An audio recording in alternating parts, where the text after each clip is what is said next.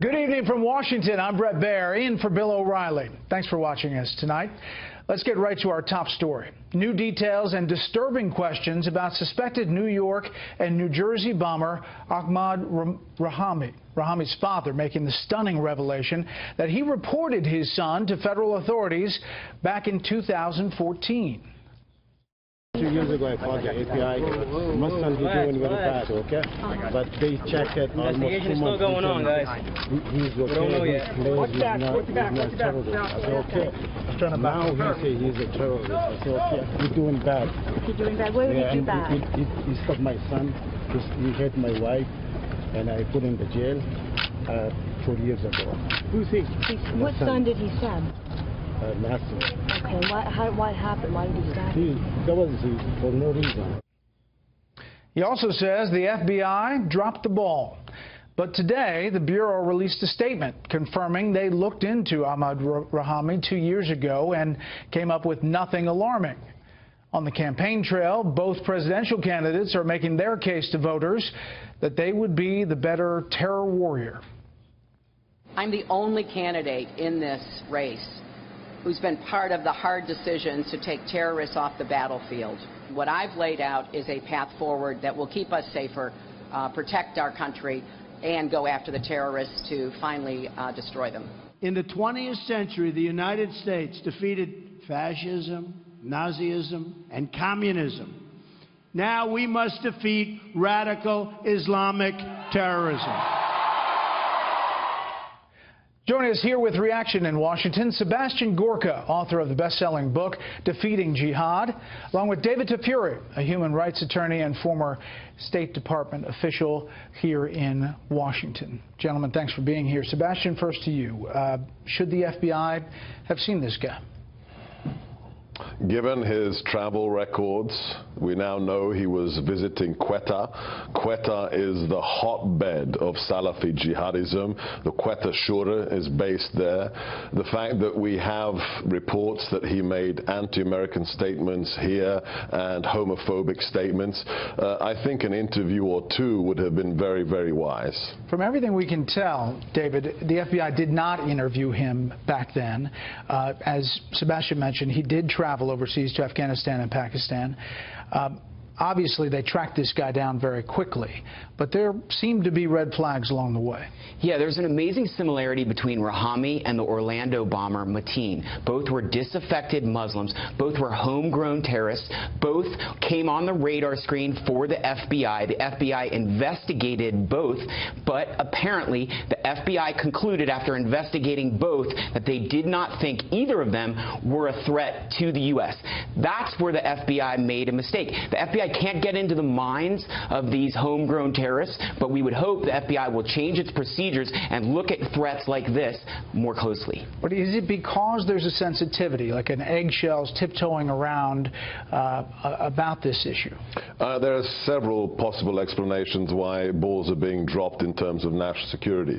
One is simply a manpower issue. The director of the FBI himself has said there are 900 cases they're investigating linked to ISIS alone in every state of the union. That's a huge labor-intensive exercise.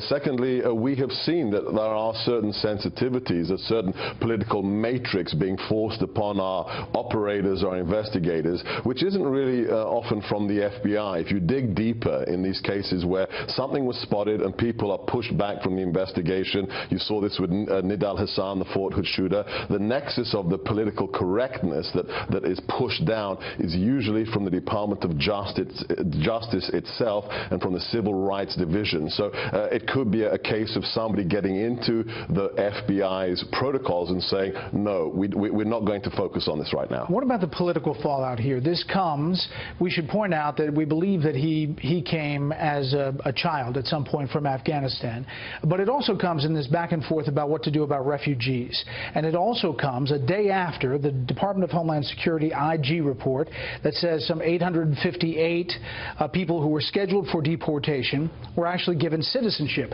Today we find out that number is really up to 1,800 individuals that the DHS gave, that the the citizenship was given to 1,800 plus individuals. What about the political fallout here? Well, there is some political fallout. Now, you have to look at refugees. None of these homegrown terrorists are actually refugees, as far as we know. And so they did not come here as a part of the refugee resettlement process.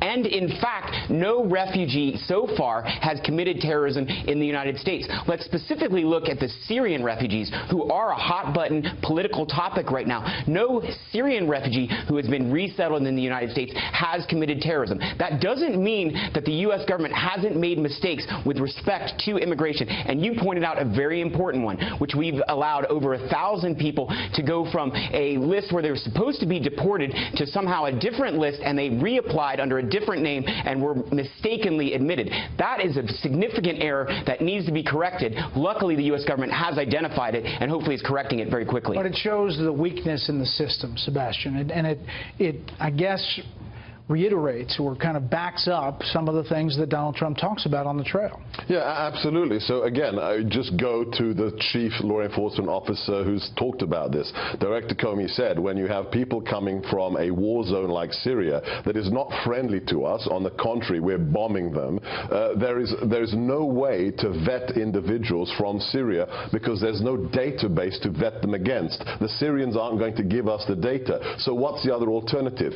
My parents were refugees. They escaped the dictatorship during the Cold War. There was no way to get information about who they were. So what happened? They spent weeks in a refugee camp undergoing counterintelligence interrogations to prove their bona fides. Again, incredibly labor-intensive protocols. Perhaps we don't have the capabilities. But quickly, are you saying that you shouldn't be afraid of refugees coming in here in large numbers? No. What I'm saying is we need to have a significant vetting process for refugees. And I'm glad Sebastian pointed out he's a refugee. Refugees have contributed a lot to this country. Donald Trump talked about how he defeated fascism in World War II. Part of the way we defeated it is we had refugees who contributed to the nuclear program that helped us get out of World War II. Refugees do contribute so much, and so far refugees have not been a source of terrorism.